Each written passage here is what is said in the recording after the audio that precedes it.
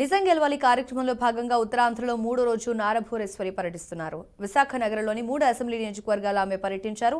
చంద్రబాబును అరెస్టు చేయడం తట్టుకోలేక మృతి చెందిన కార్యకర్తల కుటుంబాలను ఆమె పరామర్శించి ఆర్థిక సాయాన్ని అందజేశారు.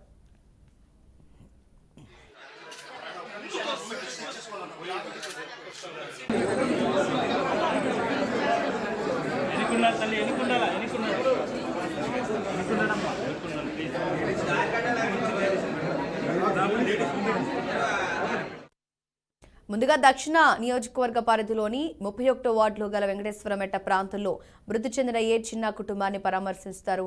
ఆ తర్వాత జ్ఞానపురంలో ఎం రమణ ఇంటికి వెళ్లి అతని కుటుంబాన్ని కూడా ఆమె పరామర్శించడం జరిగింది. అక్కడ నుంచి బయలుదేరి విశాఖ ఉత్తర నియోజకవర్గ పరిధిలో తాటి చెట్ల పాలెంలో పి కనకరావు కుటుంబాన్ని ఆమె పరామర్శించారు.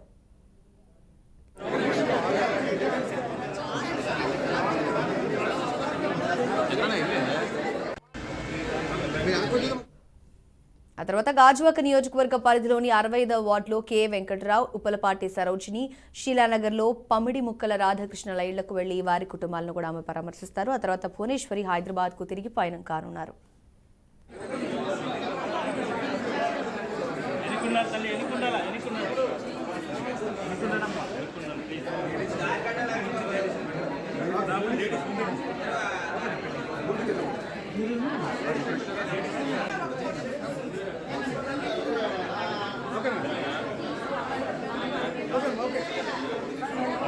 అక్కడే ఉంచు అంగనికి వచ్చాడు వచ్చే కదా